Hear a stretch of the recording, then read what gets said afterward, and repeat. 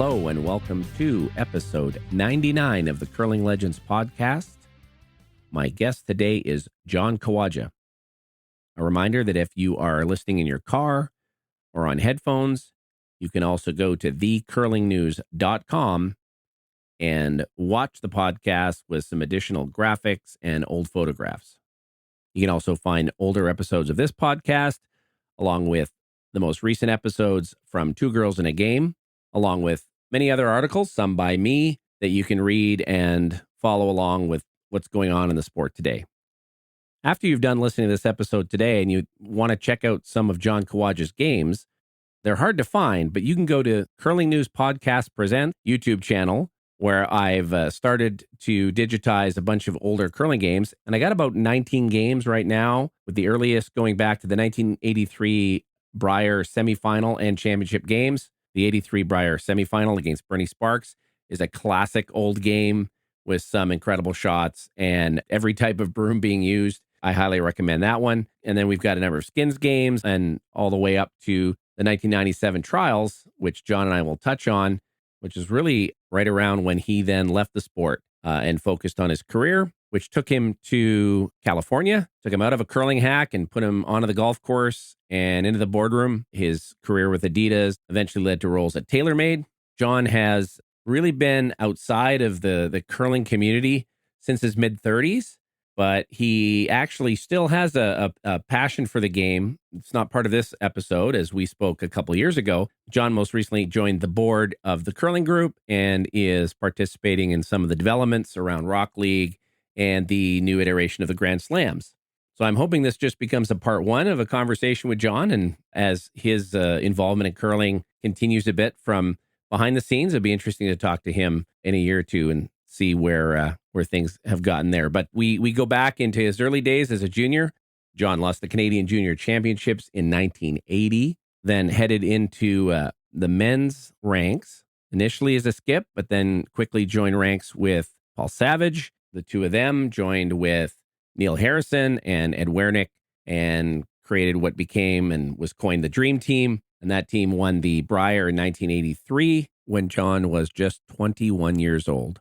The team also won the World Championships. John continued his career with Ed Werenich. There was a brief hiatus that he'll touch on a little bit. In the late 80s, John moved from the second position to the third position later on with Ed and won the Brier and World Championships again in 1990. And that relationship with Ed continued through into the 90s until that trials in 97 and John's departure from the game. I really enjoyed our talk. John gave me a lot of time, a lot of interesting discussion, and I look forward to doing it again sometime soon. You're going to enjoy this as much as I did. Here is my conversation with John Kawaja.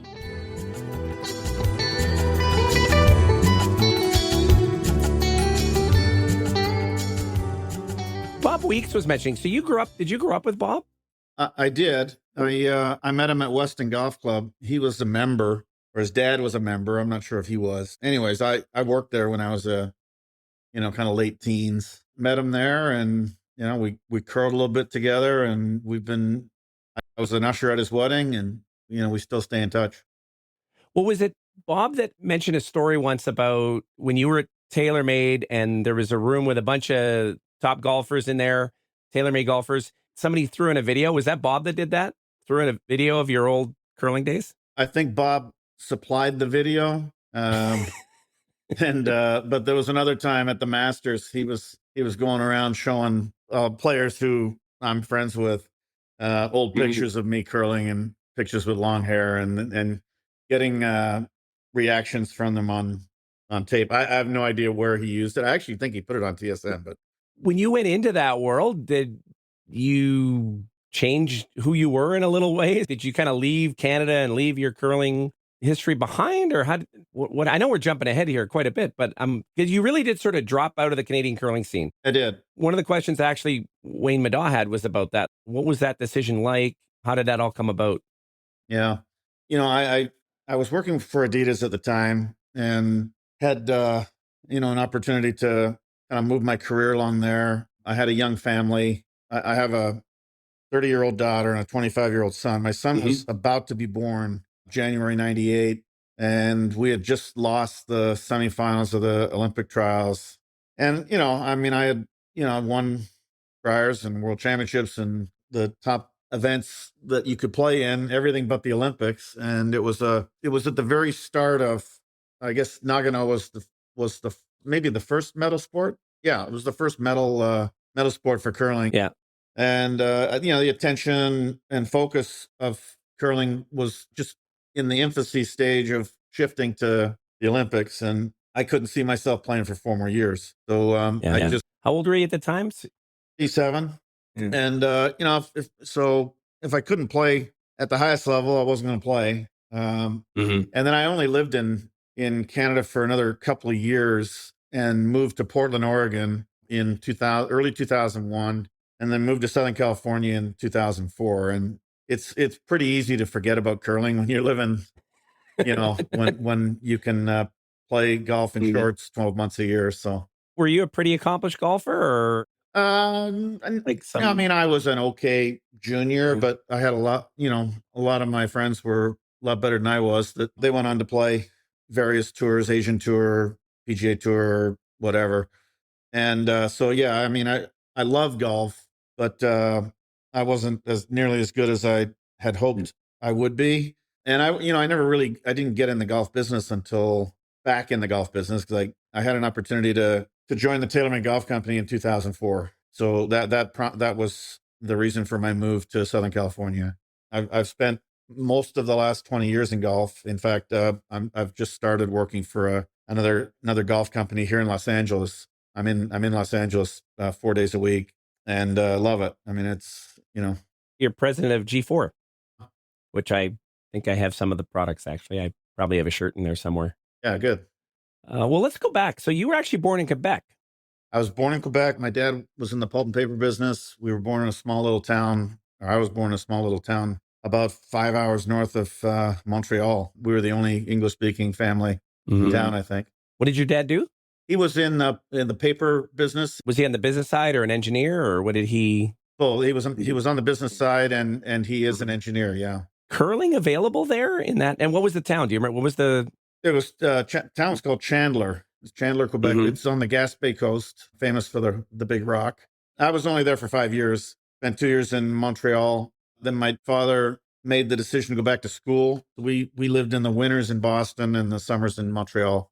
Oh, really? Where he went back to school. He went back to Harvard. He was like mid-30s when he went back to get his MBA. So we just followed him around. Never really settled in one place until I was 12 years old. We moved to Toronto, and I was in Toronto for most of my young adult life. I understand your dad, Don, actually was a curler, pretty accomplished.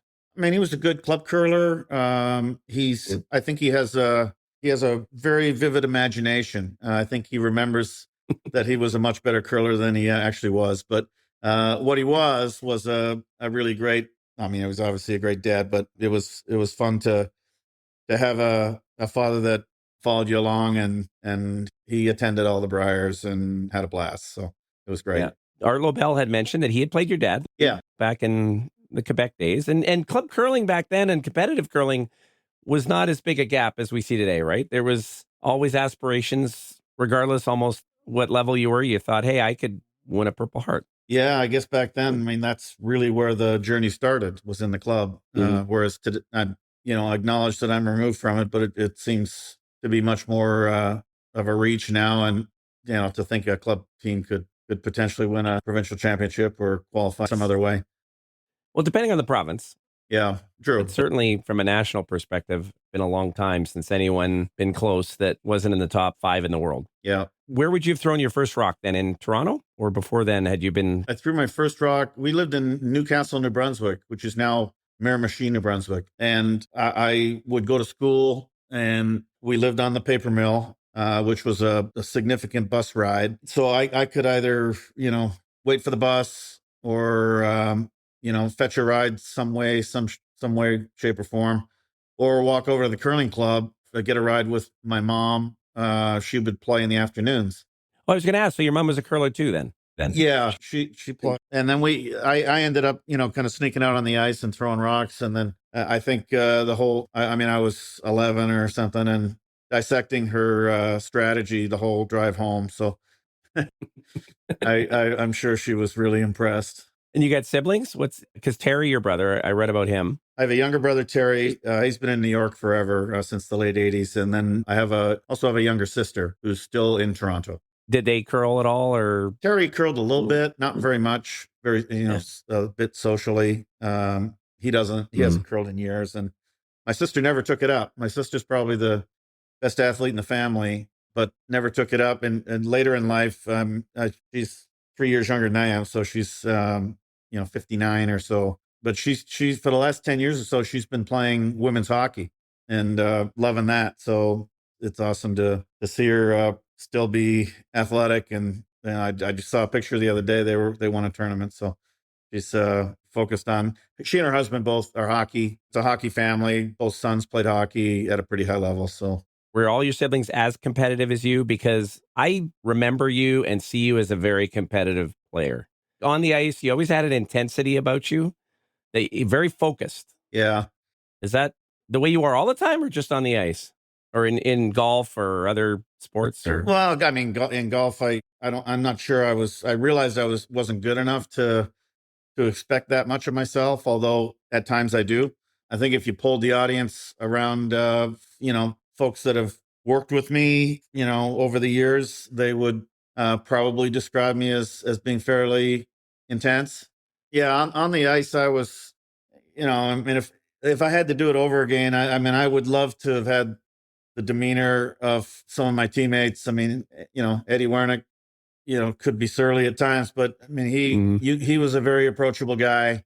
He never really kind of got upset about anything. And strangers would walk up and, buy him a beer, and he'd take the time to say hello and have a chat. And that just wasn't my nature. Sorry, you would take it off the ice a little bit even? Would I take it off the ice? No, not really. But, I wasn't as social as he was. And looking back on it, I wish I had the opportunity to meet more people. But on the ice, I was there to win. And, I focused real hard on the ice. I was kind of maybe a little over the top intense. I used to get splitting headaches. Yeah, we'd finish playing and it was like 3 hours of, I would get so into games. I would get these splitting headaches and then afterwards, it took a while to kind of, and I wasn't the most, I'm not a mean guy, but I've never done well with just idle chatter. I've always felt it's kind of a waste of time. Back then, when you're in a hurry to go nowhere, it's just the way I was wired back then. And, So were you like that at other things like Monopoly or anything, or it was? Not really. I mean, I explained to people that I've worked with that, I got these eyebrows that tend to kind of make it look like I'm staring right through them when that's not my intention, but So you're really a teddy bear, is what you're trying to say. It's just this demeanor is not true. Yeah, somewhere in there, I guess. Now, of course, if someone on the ice was doing something that you felt wasn't appropriate or by the rules, you might call it out. I always called it out. Yeah. Never got in a fight, but no, I did come close a few times. I think that was sort of the fun of the era that I played in. Everybody was competitive and everybody played, we were trying to beat each other's brains in. And that was, we were the team from Eastern Canada, the only team from Eastern Canada, in the early days. Did you feel that way? Like you were representing the East when you guys would? We certainly felt when we first started traveling, we certainly felt that, we were maybe a bit underappreciated or looked over. It didn't last too long because we started, we started to win a bunch. And you won a Brier at 21, John, which I still think you're the youngest player. I don't know. I might be. Kerry was the youngest skip. You're the youngest player. Yeah. You got him beat by probably a few months. Right. Yeah. So. Yeah. That was cool. Yeah. I mean, I was playing with guys. Eddie and Paul were 15 years older than I was, and Neil was 13 years older than I was. So it was an opportunity to play with three great guys, three really talented players, and we had a blast. And when I'm thinking back to 19, 20, 21, hanging around those guys and traveling, most weeks, it was I grew up quick.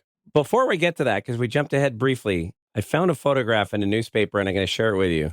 I want you to tell me about the day this was taken.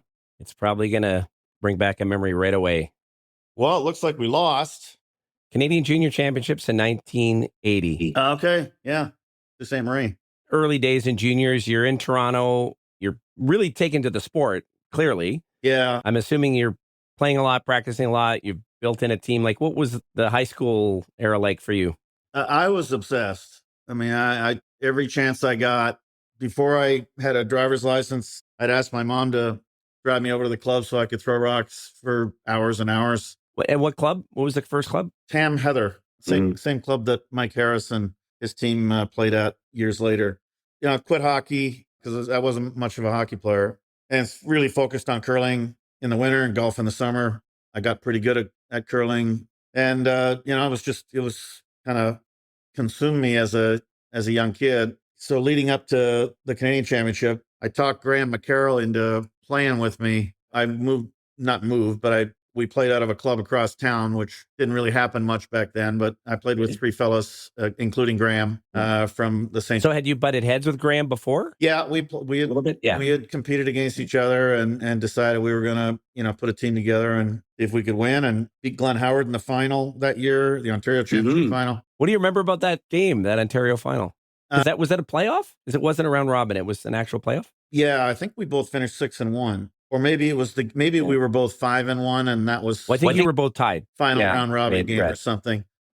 And had you played Glenn before? Did you know? Yeah, I had played Glenn a few times, and we always had the good fortune to play well. And Glenn was a year younger, which doesn't mean anything, as you get older, but maybe a little bit of difference from being 18 and being 17. And I would say that having Graham McCarroll play third was a significant advantage, when the teams lined up. Yeah. So no reflection on Glenn. Obviously, he's one of the greatest to ever play. But I remember there was a healthy rivalry there, and we were fortunate enough to win that game and go to the final of the Canadian Junior that year. Lost to Denis Marchand. In a close one. You guys were the team to beat all week, I think, right? And I think so. I'm trying to remember the guys that were there. I think Darren Fish played for Alberta. Blanchard to Manitoba. Marchand never really he didn't really do much after junior curling. But anyways, it was that was a fun little run. So looking back at that photo and what you're telling me about how you would feel after a game, that one probably took a while. Yeah, that sat with you for a while. At the time, I was devastated because it was, that was your last year. That was my last junior, year. I assume. Yeah, eligibility. Yeah. And, a few months later, started playing. I played a little bit of skip, and then I ended up playing third for Paul Savage, who was my childhood hero. I mean, I used to ask my mom to drive me to the club just to watch Paul play. He'd be playing in some obscure club thing around Toronto, or maybe an all-star league or a city league or something, and I would go and watch him play. Not sure I'm sure he didn't even know who the hell I was when I was really young, but it was a real thrill to have a chance to play with him at such a young age. He and I became fast friends, and still very close friends to this day. Well, you guys still do a dinner at Christmas, he was telling me. We do. We get together at lunch every Christmas Eve. Yeah. We're a few weeks away from that as we speak, and I think we've convinced Ed Werenich to join us, which should be fun to see the old skipper. I haven't seen him in a few years. Yeah, he missed the Legends dinner the other week, Paul said. I guess last week they had the Peter Burchard Alfie dinner. Yeah. Alfie got into the Hall of Fame, which is kind of nice. Yeah. Long time coming. That should have happened years ago, but I'm glad it happened. Yeah. Glad he was in good enough health to enjoy the night. So with Paul at the time, now had you played him even as when you were a junior team? Did you get a chance to maybe compete against some of the men's teams, or had you had? A little bit. Junior, I played in the Toronto Major League. Savage played, Werenich played. Yeah, it was a pretty tough league, I think. I'm sharp. Whatever. I mean, it was for a team of juniors, but we did okay. We actually won the Toronto Curling Association Men's Championship when Graham and I were 18-year-olds. Really? Yeah. I assume the other teams were trying. It wasn't that they were, because that's back in an era, and a lot of people don't even know that if you've only new to the sport. The bonspiel circuit was not as extensive it is now, where nobody really plays anything locally. Super League in Winnipeg, the Major League, these different competitions were a big deal. Royals was always a big event. Yep. Yeah. So I remember we beat Jim Sharples in the finals, and he was always a tough guy to beat. What was the score? He liked to hit things, didn't he? I'm going to guess that it was something like 3-1 or 4-2. Yeah. I think Ed was even on TSN or something, and they asked him, "Hey, Ed, can anybody beat you?" He said, "Actually, there's this one guy in Toronto that I always have trouble with." Yep. Jim Sharples or something. He wasn't he didn't throw it the prettiest, but he knew where it was going. How did you get connected on that team with Paul? And why didn't you stick with skipping, or did you try skipping right out of juniors for a bit? I did, but I had an opportunity to play with Paul, and as I said, he was the guy that I looked up to growing up. So I jumped at the chance, and we played pretty well that year. I'd say maybe didn't have the strongest team, but we were pretty competitive. I know going through the fall, and then I don't think we qualified for the Ontario Championship. So the season ended kind of early. But it was a good run, and then the next year I was asked to join Paul, or go with Paul and join Eddie and Neil, and kind of for that 82-83 season. So maybe just that first interaction with Paul, and you mentioned the gap in age and the knowledge of the sport. Did you learn a bunch that first year with Paul? Yeah, of course. Start to develop. Yeah, but I was. When I say I was obsessed, I mean, I was, I'm sure there's others that kind of lived the same life. I watched a lot of curling. I studied the game. I studied the physical side of the game, the releases and how rocks come out of people's hands and what happens. And then, strategy is a bit subjective because it depends on the talent that you're playing with. But back in those days, it wasn't that complicated because there weren't many rocks in play. But, Paul was very aggressive by nature as a strategist, and so it was fun to start to learn, some of the decision making on when to be aggressive, and that carried over obviously when we joined Eddie. Did you actually bring anything new to Paul? Just like you said, some of the technical aspects, or I don't think strategy wise, but well, he'd written a book, which I'm assuming you read and had a copy of it. Oh yeah. I read that. I don't know. It was a long time ago, but I think Paul had fun, having a 19-year-old wet behind the ears. So who could keep up with who? Because he had a pretty strong reputation as having a good time. And again, the sport was social, much more than it is today. Could you keep up with him, or was it, how did that work? And you guys roomed together too for years, right? For years and years. Yeah. I learned a lot from Paul. I'll just leave it at that. Well, there's a great story. I'll jump to it now, though. Maybe you can tell the version of it. What was the one which Brier was it that, well, I guess it was Sudbury, and some of the wives were kind of teasing him a little bit about going to bed early, and then you lost him because he got mad and stormed out? He told his version, but what do you remember about that situation? So Paul was a very nervous player for a guy that was accomplished. Mm-hmm. He was very anxious before games. It wasn't unusual to be in the tunnel before being announced at a big game, and him losing his stomach in the garbage can. So you also confirmed that? Okay, yeah, he mentioned that. Yeah, no, I saw him. I saw him lose his lunch a bunch of times. Mind you, he would also get pretty nervous even just getting on a plane. So he had a little bit of anxiety going on. These days you'd probably take a couple of pills and you'd be fine. But back then, you just had to. You'd have a Ryan Coke. Yeah, exactly. But at Brier, he had been to a few Briers. He'd come second in a Brier before, actually maybe two, 74 and 77, I believe.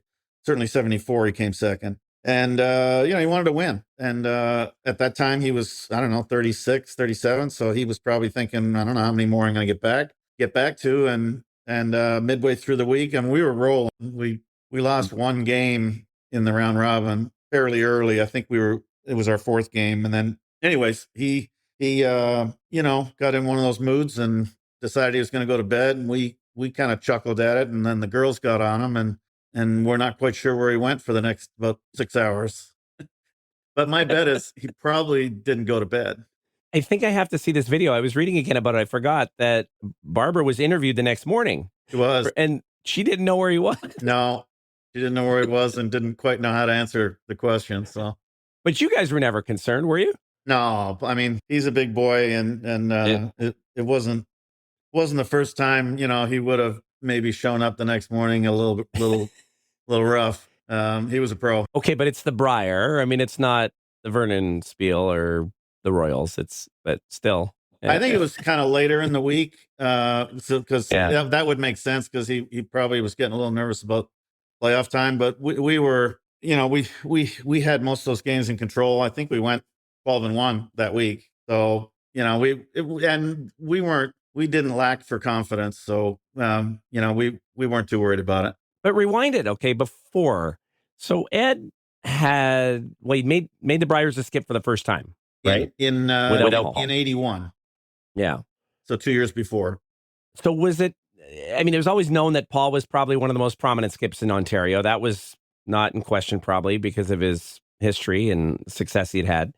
But where was Ed at? And then I guess when they reunite and Paul brings you along and then Harry comes in, what was the expectation? I mean, in retrospect now, and you guys had a great season and you were deemed the dream team. Was that Bob's phrase, Bob Weeks? Did he coin that, or who was it that actually, do you recall? I don't know who calls that. But it wasn't you guys. Like, what did you guys even think of that name? I remember reading somewhere that someone described us as the four most insufferable curlers in Southern Ontario. So maybe that's what. And someone said it's not so much a dream; it's more of a nightmare. But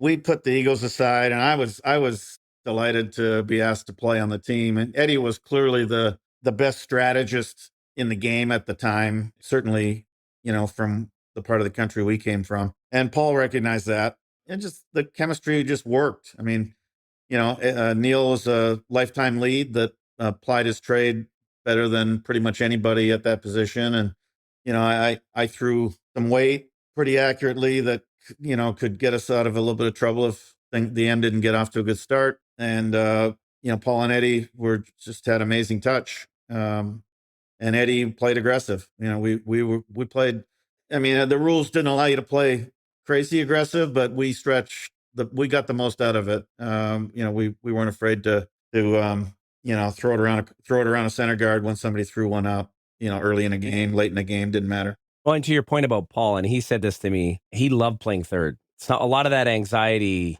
just left from throwing last rock and just being able to be a shooter and make shots.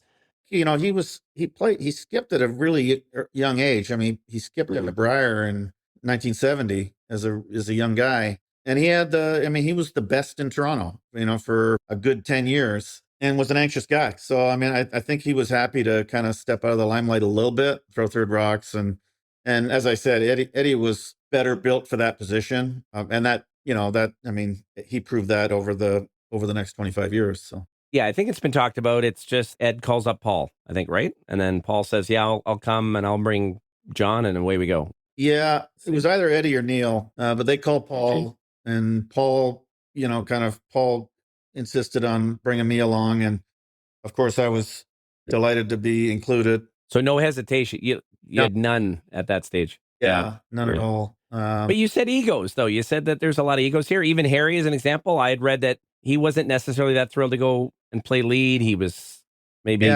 played third in the 81 Brier, second or third. Anyways, the only guy that might have had his nose out of joint would have been Neil, but he was fine with it a couple of days later. And then we went out and played pretty nice right from the get-go. We went out west and won the Vernon Carspiel, finalists in Kamloops the next week. Oh, yeah. Okay. No. Back up. I want to hear your version of the Vernon Carspiel, because you win the cars.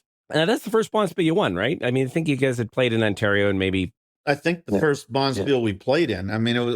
There was apparently something you played in Ontario and a little flat starting out. And even in Vernon, I think you made it through the C. Yep. It said you guys played Lukowicz in the C event, and it just all clicked. And it clicked, and Paul had bought us in the Calcutta. There was a Calcutta back then. Did he offer shares to anybody, or no one? That's not something you're going to do at 20 years old, I guess, right? Yeah. He didn't want to share the winnings? He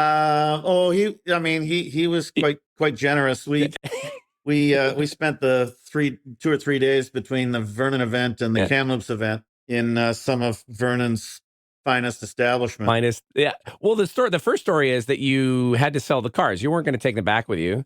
No, 4 Pontiac Acadians. We sold the first 2 for $7,000, sold the third one for about 6,500. And, by the time, we had to get rid of the fourth one, we were about to leave town, and I think we would have taken, a round of drinks for it. But I think we ended up getting, I don't know, 6,000 and 5,500. I don't know. We just wanted to. Well, it's something you guys were planted in a local establishment, right? I think, and just having drinks. And this started going out on the radio, I think.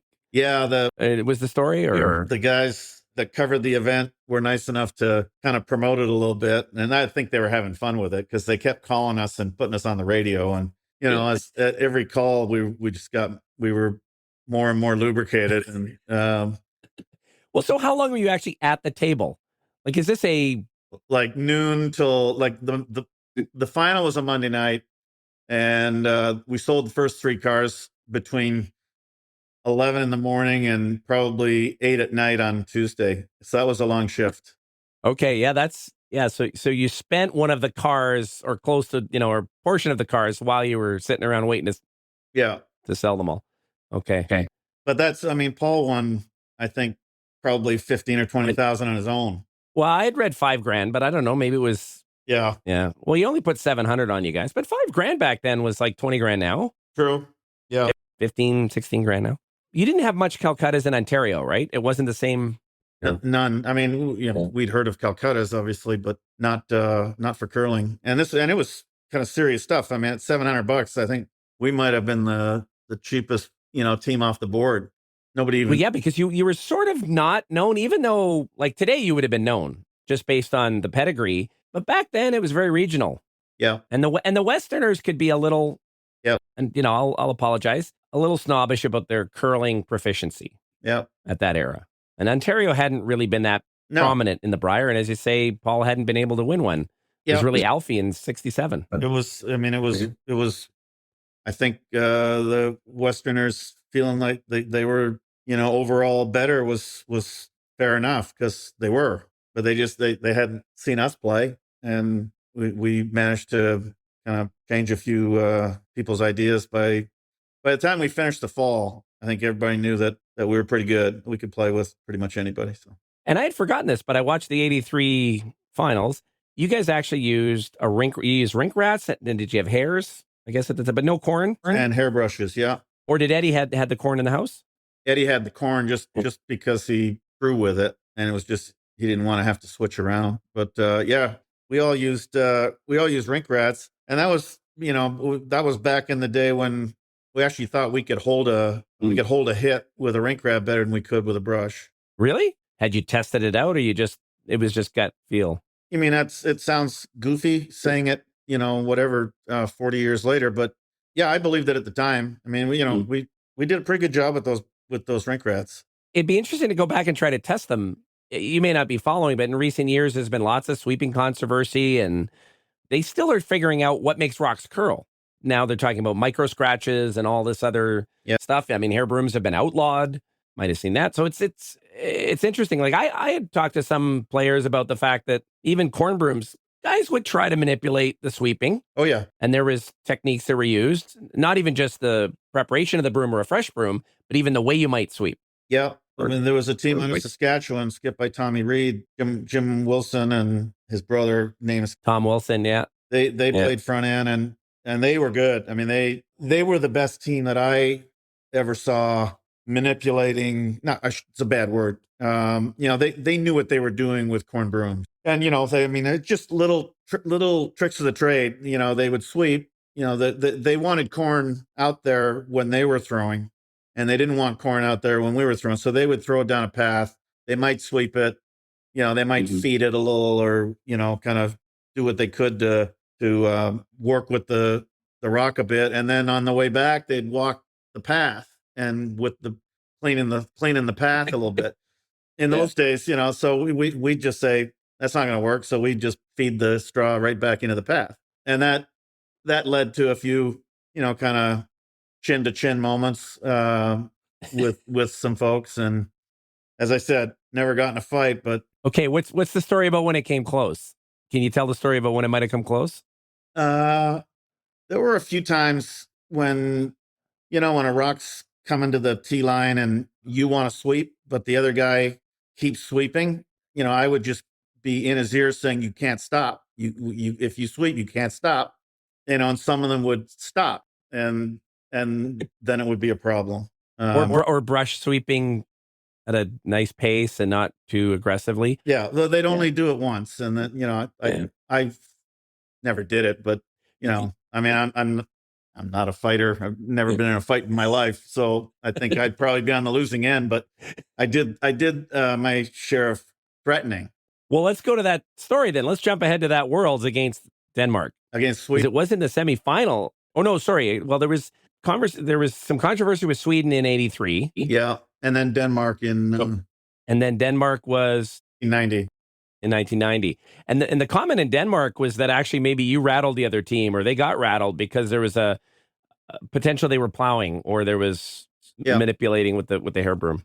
Yeah, if we if we saw anything, if we felt there was gamesmanship, instead of doing it right back, which we could have done, I'd prefer to just say, hey, if you do it again, it's going to be a problem. And ultimately, these things work themselves out, and usually the other team stopped doing it, and we just went on to curling again, seeing who was the best team. So, and then afterwards, see if they would have a drink or not with you. It's hard to say, right? Depending on how it went. Yeah, that Ontario rule, you got to sit down. Or you should. That was one of the rules we learned going west. Play and then you do your own thing. So, well, my story out west was sometimes you wouldn't even sit with your own team. Yeah, right. The calling out, like you're mentioning, it's been interesting. So Tom Wilson, I've done this with Tom. He lives in Toronto, and his take on things, and I think others would say maybe that they tried to intimidate a little bit, or that you might want to call it gamesmanship. He used to say, "I'm just there enforcing the rules." And he says, I'm standing at the hog line, and if I got somebody who's going over, I'm going to mention it. And then there's a story where eventually he just kicked it right off. Yeah. Kind of a similar deal. If he thought you were going over, he'd say, you do that again, and that, the rock's going to be in the sideboards. Yeah. I don't think any of it, I love that part of the sport. Some of it's starting to erode a little bit because all these teams play with each other now. It's not the same. Back when you're coming up, it's just, even there's a regional rivalry a little bit, and it's all in good fun, but you're trying to win out on the ice, and it is a self-police sport. Yeah. It's like golf, except you're not calling it on yourself, you're calling it on the guy right next to you.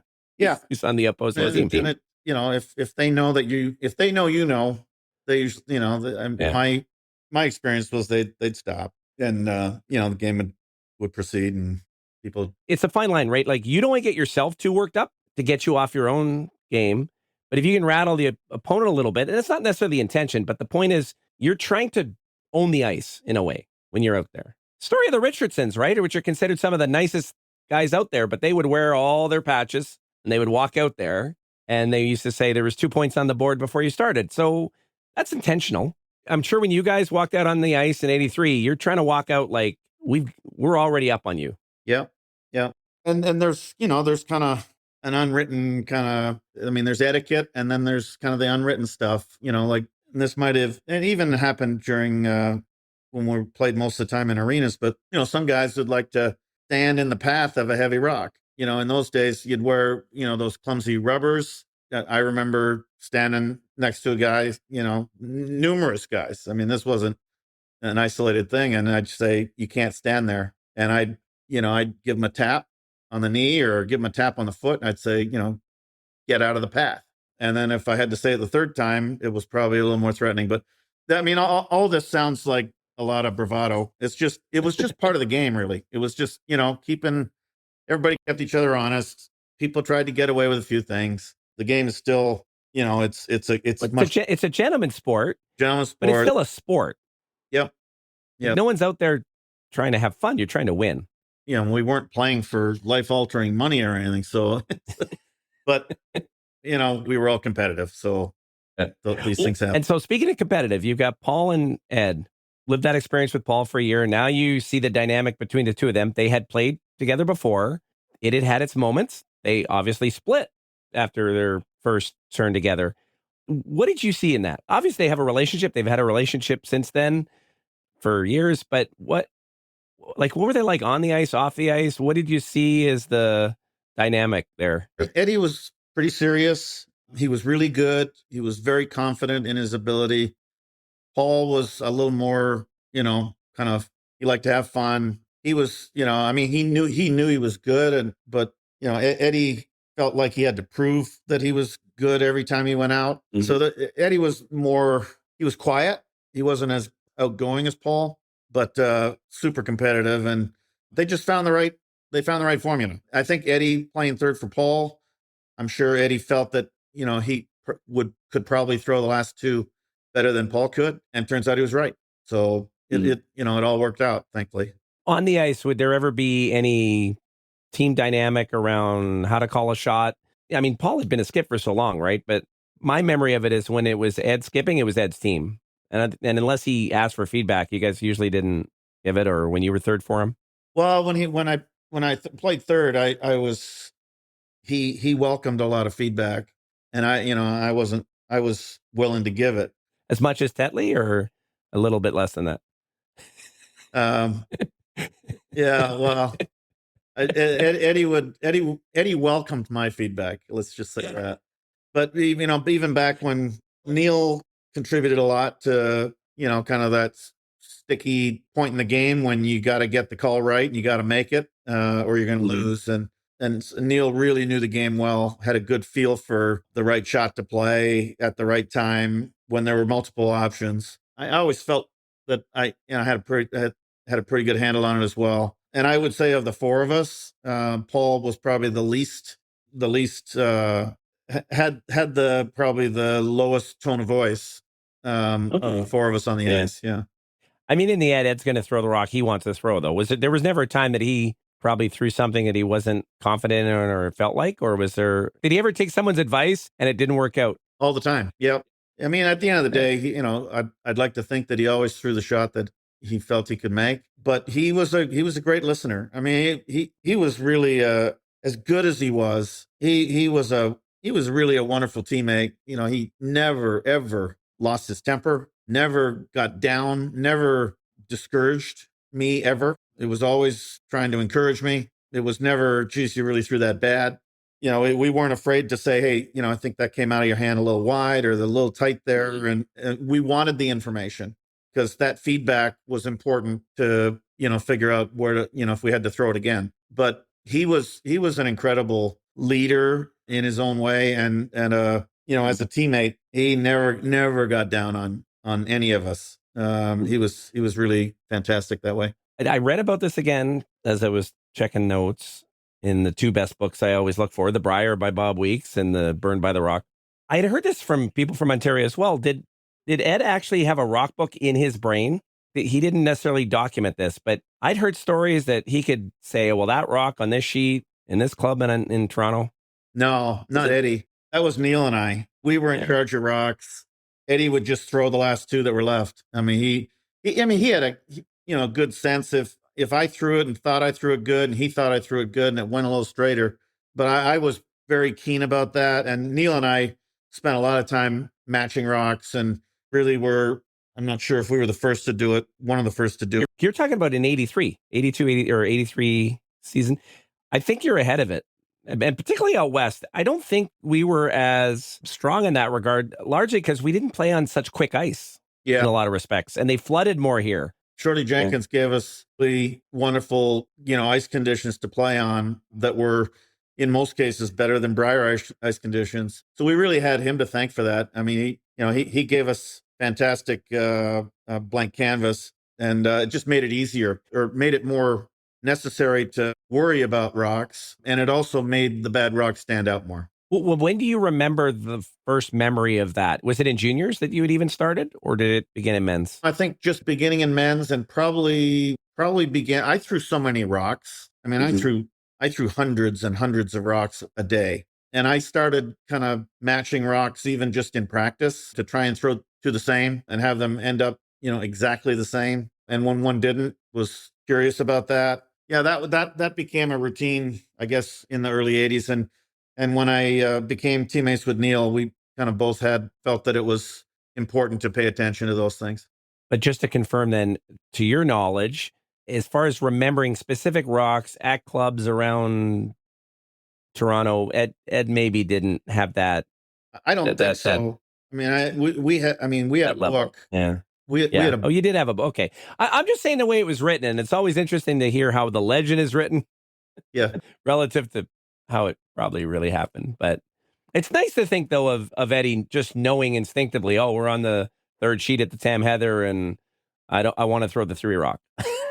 But I think he trusted that the last 2 rocks in the end were going to be good rocks because he felt it was in pretty good hands. So you touched on it at the beginning. That was a pretty magical year as a young guy, and you were actually in university at the time, right? You were juggling some amount of classes.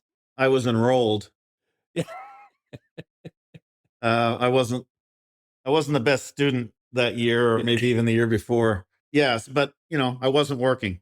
I spent, it was a bit of a, what do they say, misspent youth. I spent a lot of time at the curling club practicing. When you were talking about how Eddie was always great as a skip, and not all skips were, right? Some skips could get on you. They could almost create blame because they don't make mistakes, even great ones. But I did read that actually after that run, and as things are ending in the mid 80s, what is it, 86, 87, that Ed actually felt maybe you weren't playing to your ability around that time and maybe had dropped a bit. Is that your memory of it as well? Or what do you? Yeah, probably. I mean, I was a young man. I think our final year was 86. So, the flame burnt bright for 4 years.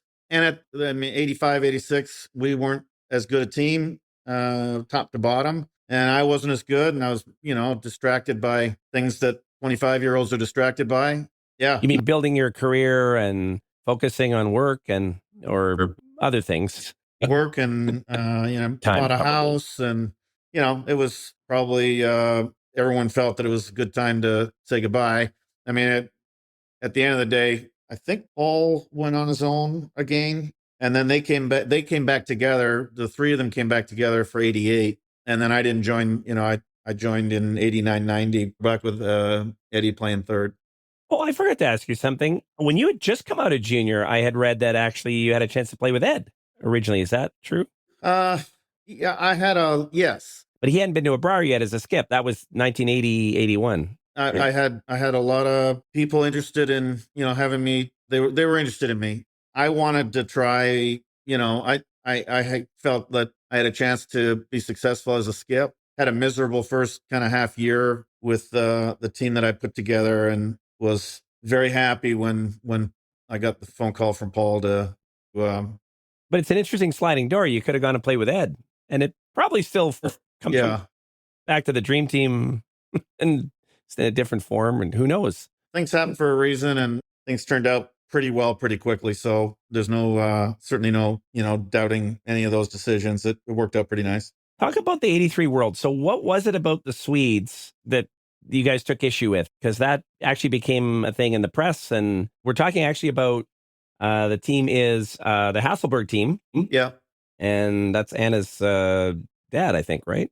If I'm not mistaken. Yeah. Oh, I didn't know that. I didn't know. Yeah. Or there's definitely relations. Yeah. Yeah. They were doing in a not as skilled a way. They were doing, kind of the stuff that Tommy Reed's team did really well. I mean, they were trying to play their shots with enough straw to affect their rocks, and when the ice is a little straight, sometimes that's the only way to get a rock fully buried. And then they would clean it up on the way back down the sheet. We got at him pretty good. And it was really the only time I ever saw Eddie really lose his temper. And, he kind of, I don't know if I guess it was written at some point, but yeah, he told the third or the skip that if they did it again, he was holding his broom about halfway up the handle. He said, "This is going to be right up your backside if you do that again."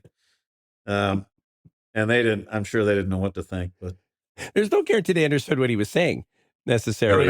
Well, they could probably see the intent. It was explained to them because when the next time they played in Canada, they had some kind of a broom bag or something or other, and they had pictures of me and Eddie and Neil, I think, You recall that story? Okay, yeah, I read that.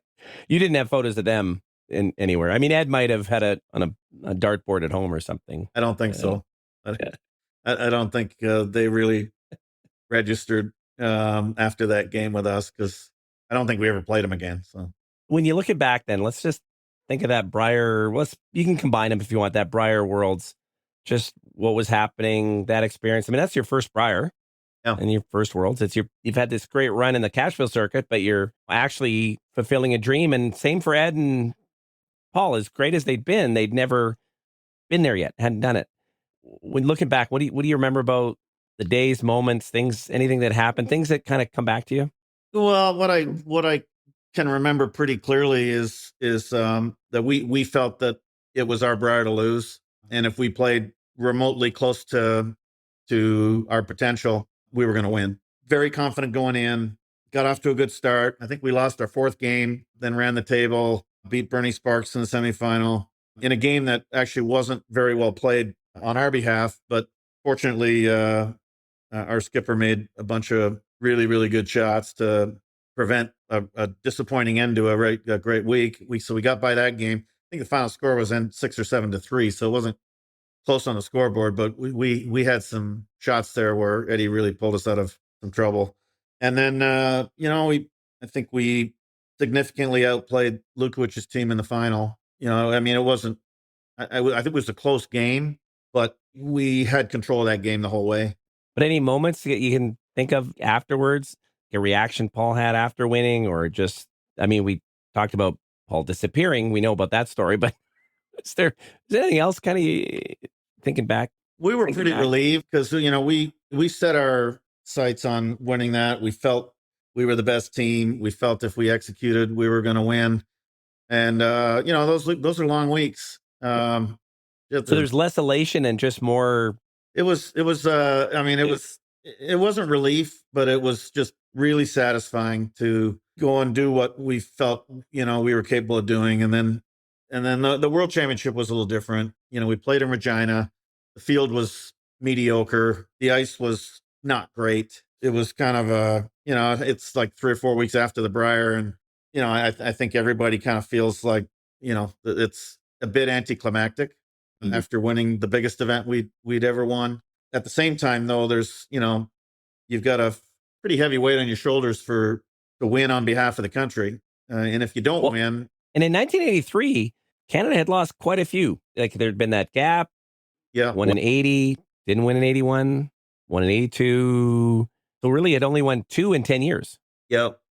Yeah. But I mean, if we had not won that year, it would have been, I think Eddie said it best. He said, I just wanted to win the World Championship because I didn't want to explain all summer why we lost. So it was more relief to win the World Championship and more of a thrill to win the Brier. But obviously much different 40 years later. It's not so easy to win World Championships. And I mean, I just from afar, I see, national teams or these, country federations sending their players over to milk off the Canadian system. And, these guys are probably not very well paid professional players. And, and the Canadians in some respects are still trying to, some are still working or seasonal work or farmers or whatever. But the mindset is I'm sure it's changing in Canada. You don't have to lose too many times to realize that, there's other teams out there that are pretty good. And from what I've seen, I haven't watched a lot of curling, admittedly. I was going to ask you that if you've got your TSN coverage down there. Well, you can watch the Brier, and my wife and I do. And I must say that, the talent level today is it's so much better than when we played. Well, the hours they put in, like how much time would you put in practicing? That was the question. Or even when you practice, how would you do it? Yeah. Right, as a team. There's so much more process in that now, I think, than there was in your era for sure. You just probably played a lot, or like you said, watched a lot. And I practiced a lot. I spent a lot of ice time, and our team enjoyed practicing. I played with 2 firefighters who did shift work, and when they were on a 4-day stretch of time off, we spent a lot of time at the curling club and practiced. When we were on the ice Eddie might have only been out there for half an hour, 40 minutes. I typically was out there for at least an hour. For me, it was, muscle memory. And it's funny as it sounds, because we certainly didn't think of the game as a physical game then, but I got my legs and my back in good enough shape to be able to repeat a curling slide, every single time. Can't say the same for Eddie, but because his was different pretty much every time. But he was amazing at being able to get the rock to finish in the right spot. Well, you held the broom for him. Did he always get out to it? Sometimes it didn't look like he was, but never with an out turn. It was always kind of slide somewhere near the center line and, kind of give it a bit of a motion out. But, he would motion a rock out and it would always come back. If I ever motioned a rock out, it would, might hit the sideboards. It's just, he had a beautiful softness to his release. And as I said, he knew where it was going and he knew how to get a result from, those last 2 or 3 feet on a slide. He knew he knew what he was doing. Well, I also think it's underappreciated how well he did very late in his career. He's well into his mid 40s and late 40s, and you guys still made the Brier in 95. You make the Brier in 97. Yep. There's the success at the trials, losing the semifinals in 97. And could he, because this has been joked about, could he see or was he? No, he couldn't see and he couldn't hear.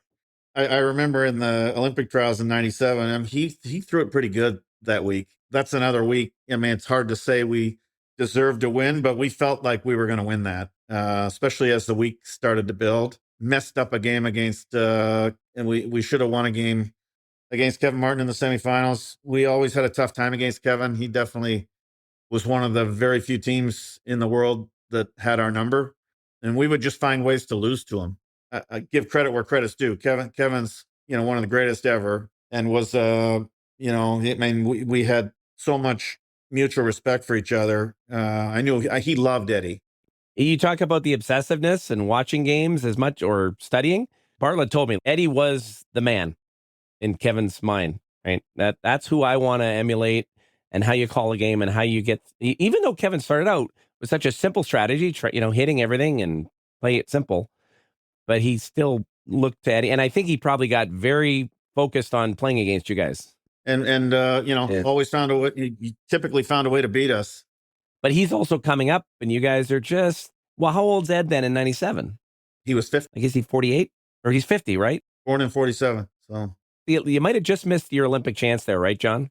Oh, for sure.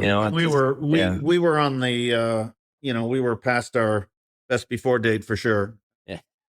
and the thought of playing for 4 more years and juggling, it was, curling was going to have to be my third priority.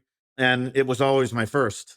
So, between career and family, it took a back seat. And, I felt the best thing to do is just walk away. Well, let's jump back to the 87 trials, because I want to even ask you first, as a kid growing up, did you even think of the Olympics and curling as a connection? Was that ever something that? Not really. And I'm not sure even in 87 that it was, that it was like, oh my God, we got to do this. I don't think we understood the scope and the power of the Olympic movement and what it would mean to curling. I think about Rory McIlroy 10 years ago saying that the Ryder Cup was just an exhibition. And then after playing in a few and winning a few and losing a few, now he's, probably waves the pom-poms more for Ryder Cup than anybody. We never had a chance to experience the highs of, and then the reward of playing in an Olympics or winning a medal. But I certainly could see very quickly, once it became a medal sport, it was going to be the biggest event you could win. What do you remember about that trials? Because of course there's a lot of history to that. They even made a documentary about it. Yeah. So your team had split up at that point, or where were you guys at? We weren't playing together. Yeah. None of us were keen about the whole idea. Mm-hmm. We were the camps. We're talking about the camps here, right? Right. Or even just any of it. And we just decided. We said, "Look, okay, are we going to do this or not? Yeah, okay, let's go for it." But the 4 of us are going to play together, and but that wasn't originally the option, right? Initially, you were all invited to the camp. Was that I think how it worked. That was the way the invitations went out, but our response was, we'll accept the invitation, but on the condition that we're either in as a team or we're out as a team. Because I think Al Hackner even didn't go because they wouldn't allow that. I think so. Tetley and Perroud had moved. Yeah. And he wanted to take his new front end in, and they said no. And Al said, okay, then I'm not going. Yeah. Yeah. It was a bit of a cluster, looking, but I mean, they were a very easy bunch to criticize at the time because they were, pretty clumsy the way that they put the thing together, and, just the skills, assessments and. Well, yeah, you had to do the questionnaire, right? This mental questionnaire. I actually have an appreciation for that. As time goes on, not some of the specific questions, but the science of learning more about yourself and being able to maximize your performance potential because you understand kind of some of the things that help you be a better athlete, be better prepared, be dutiful, have a competence in different areas of attitudes, behaviors, and character. So, and you've been also up close with some of the highest level of golfers in the world. And again, we've also moved on in sport, but when you're going backwards into the 80s, some of this probably didn't. It didn't seem connected to curling in a lot of ways, right? This is a sport where we sit around and have a beer after a game. Yeah, it was right? a jumping off point from curling being four guys that got together and barnstormed to being certainly more professional, being better prepared, being in better shape, being coached. All those things were very foreign to. Yeah. Well, I didn't even ask you that. Who was your coach, even growing up, or as you've I get a sense that Paul and Ed were the coaches. Yeah, I mean, a lot of respect. Yeah, we always said, well, who's gonna X's and O's? Nobody can coach us. What are they going to coach? Could we have benefited from somebody helping on the mental side? I think, we'll all probably go to our graves saying no, but I know we could have. But you got to be receptive to it, right? And that's the tricky part. Yep. I think. Yep. What do you remember about the Ed and Paul have to lose weight situation? Do you remember where you were when you heard this, or what occurred? Or they told them, pretty much during the camp. For me, it galvanized our team to want to go and win the damn thing. I would say we were pretty lackadaisical about it going in, and as soon as somebody threw a monkey wrench, pardon the pun, into the whole deal, Eddie got pretty determined that he was going to win. Did you know that whole weight thing was kind of bogus? No. So Warren's now admitted this. I got him to tell me on the podcast. He's since said it actually on his own, or he's written about it. What had happened was, based on the criteria and everything they decided, right? As you say, they were kind of making this up a little as they went along, but it was an attempt, as Warren even admitted, to use you as guinea pigs. What makes a great curler? Well, they do all this analysis, and Ed didn't qualify. So based on the points and the criteria that they had set, nothing to do with the weight, he didn't qualify. So 7 people from the CCA met in a room. Well, I've talked to 2 of them, Warren and Gary DeBlonde. And they came up with this idea, well, we got to have Ed there. We can't not have him, right? But Warren's like, well, he didn't make it. Yeah. They negotiated the idea, thinking this would be simpler. Look here, it shows that him and Paul and Randy. So Randy Furby gets pulled into this. And Warren's point was, that's only worth 5% of the weighting. Paul and Randy made it without that. Ed didn't. And they said, well, we'll vote on it. So it was voted 2-5. Warren was one of the 2 that said, no, I don't agree. And then the CCA makes this announcement. Oh, the reason Ed can go, but he has to lose weight or get in shape. Yeah. Well, that explanation actually makes it more ridiculous. The fact that they thought Ed wasn't qualified regardless of weight tells me that their criteria was, not very good. Flawed. Yeah. So 87 was, your team had already sort of shifted, but then was that the trigger that got Paul and Ed back together? Yeah, probably. Paul ended up skipping halfway through that trials because and this frustrated Eddie to no end. I mean, he playing decent going into it, and the more weight he lost, he just kind of lost his tempo. He lost his slide, and he really played poorly for the first half of the week. And we made us won, a bunch at the end of the week and managed to get in the semifinal. And how does the decision like that made? Ed just says, Ed said, I can't play. I can't curl. Wow. I'm useless. And you lost the semifinals. Yeah. Looking back, you can also say, if Ed's looking at more, grudges to have against the CCA, if I'm there and I'm in my fighting shape, my normal shape, and I'm throwing the rock well, we're winning this. Yeah. Well, you went as an alternate then as well, right? With that team. So Graham McCarroll, who we mentioned early on. No, I played. Or you played? No, but I know I'm saying after the trials, we head into the 88 Brier. Oh, yeah. With that team. So I went for you went to the well, I asked Bartlett about that because he was actually fifth man for Pat Ryan in the famous Moncton Brier in 85 with the final shot that Al Hackner makes. So I'll ask you the same thing. What did the fifth player do back in the 80s and 90s? Make sure that the hotel rooms were properly stocked. That's about it. So you didn't track rocks? I did. As much as, you'd played with Graham, so you're probably happy for him to get a Purple Heart, having his experience. But were you sitting there going, I got to be out there? No, that didn't bother me at all. Not really? No. Could you have walked away at that point then? I didn't play particularly well that year. But it was ironically, the next year, maybe 2 years later, I guess I got back. I was skipping and I was mediocre for a couple of years. Well, you had a pretty good team. You picked up Hackner's front end. Always struggled at the third position, never really got the right guy, and just didn't, we won a few things, but we didn't play very well. So were you at a point where you would have considered? No, I was definitely not ready to do anything that drastic. I still loved the game. I just wasn't very good for a couple of years. So, we weren't a very good team. So did you even though personally think I'm not throwing the rock as well, or did you self-assess? Yeah, for sure. Yeah. I was calling a game, a very aggressive game, and I didn't have the horses to play that. I didn't have any business being as aggressive as I was. And that's, obviously the front end can play, but we never had a good third. And I was calling way too aggressive a game.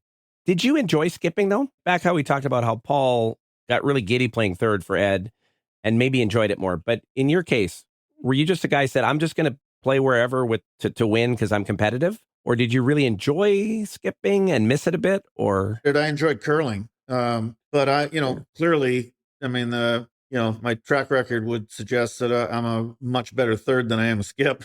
And, I think I really enjoyed playing third for Eddie for those last, 8 years or 9 years. I forgot that. That was a long stretch. Yeah. We started in 89. We started that year playing not so great and then made it to the final we showed up for that Moncton 100, which we lost the final. But that was again with Neil and Paul, right? So you got that team back. We did, yeah. But that week, Eddie went from, being not very consistent to all of a sudden being Ed Werenich again. And, we got back with Pat and Ian, and I don't think we lost more than a couple of games from January 1st to the end of the year. We got on a roll, and Eddie was really, really good again. Just on that Moncton, I wanted to ask you about the drag shot. Do you remember that situation? The video now is up on YouTube, and it's very interesting. And I've talked to a lot of people about the history of drag effect. It wasn't always necessarily called that. I think Bill Kent was one of the earliest that Don Aiken talked about back in the 60s, actually testing this, studying how rocks would behave when they were close. And I imagine, and I talked to Paul, I think Paul and Ed understood some of this. Oh, we understood all of it. It's just the rocks were lined up to miss the rock on one side and miss the rock on the other side. So that was, and I think it was one of those where we were kind of trying to get our feet out of the way because there were a bunch of rocks in play, and it's like, what happened there? Because I didn't think that was possible. You thought you were winning the game when the rock was thrown. I've looked at it. I think some of it could be attributed. The ice was extremely quick. Also, probably those striping bands maybe were a little. They were lively rocks. It's just fun to watch, and it's great to see the reaction from you guys. Yeah. You won your share of money over the years. At the time you won the Calgary bonspiel, it was $60,000, I think. back in 83. And I often say about this, I know the current modern game has a lot of sponsorship dollars, way more than you guys had back then. It's pretty substantial. But what you actually win in the events back then, if you take the dollar value into today, I mean, it wasn't bad for a young guy, I'm assuming. It was good. I don't know. I really don't know what we won in aggregate over the years. And the skins? You had the skins games? Those were... We won 4 skins games. Each of those was in the 40 to 50 to 60 range. Ed must have loved that format, didn't he? He did. Yeah. And we were fortunate enough to play the first one. Ended up playing, at one point, you'd have to win the Brier to qualify. And then they had started doing these regional qualifiers. We had to go down to New Brunswick a couple of times and won both the qualifiers to get in. So we ended up playing in probably 7 of them and won 4 of them. Yeah, that was a very friendly format for our team for sure. The style of play. Well, and it's interesting. I think if the free guard zone doesn't come along, do you think Ed just stops after 90? He spoke about it and it's been quoted. I wonder maybe if you even said some of the same things. If this is the way we got to win, then I don't know how much longer I want to play. And for people that don't remember, you won the World Championship 3-1 or 3-2 you got 3 points.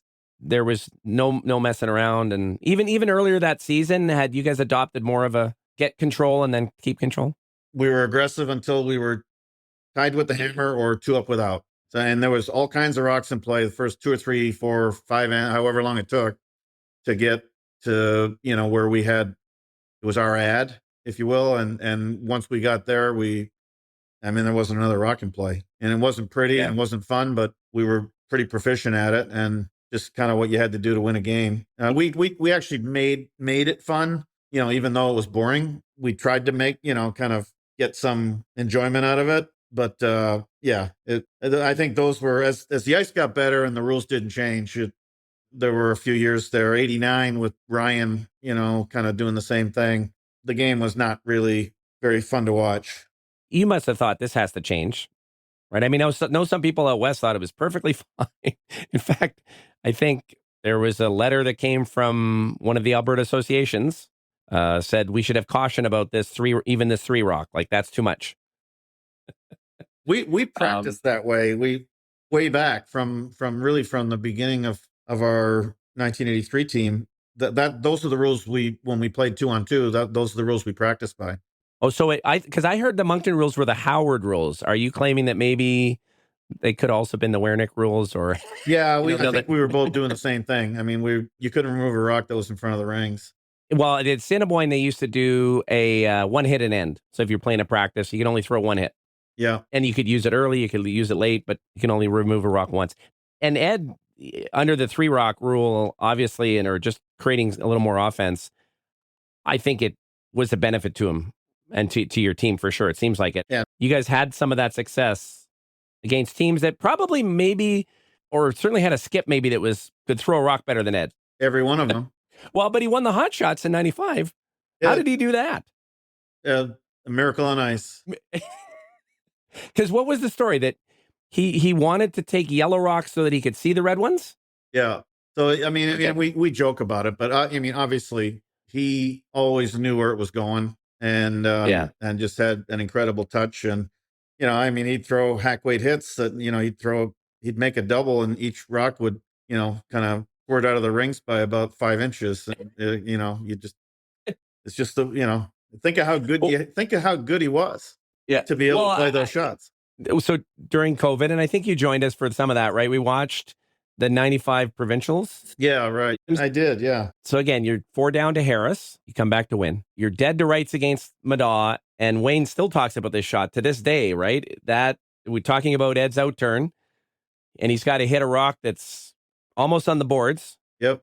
And come like a 90-degree angle. He's got to hit it, and it rolls right into the pot, and you steal against Wayne, and then win that game, and then you're down against Howard. Yep. 4 down with 6 to play. I think that all happened, in 24 hours. They were pretty fun games, yeah. And then go to Halifax, and unfortunately, it was kind of disappointing conditions. That was a great field with a great field, and not a great showcase. Frost everywhere, yeah.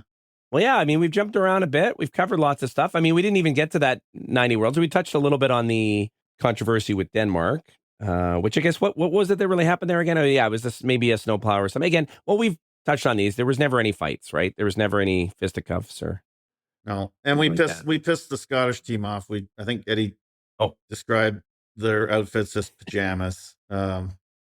Everybody, he was just having some fun, and everybody got wound up about it. But we had fun over the years, and yeah, I mean, he was a really, they were all fun guys to hang around with. I mean, I spent more time with my teammates than I did with my wife back then, and we don't have Harry anymore, but I mean, just wonderful guys and characters, and nobody had more fun than we did, and we won a few games along the way too, so it was a blast.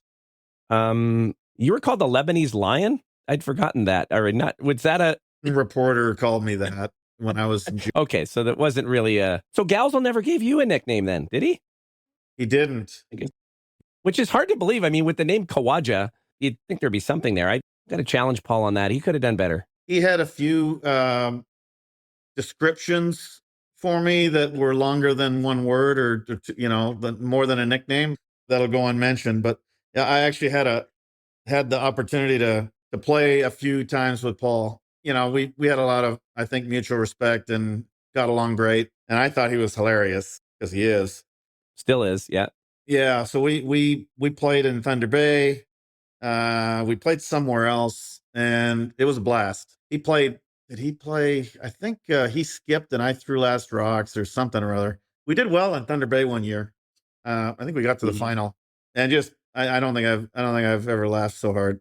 He's hilarious. And I was on a golf course last year, and Mark Rippon, if you remember Mark Rippon's name, quarterback of the Washington team that won the Super Bowl.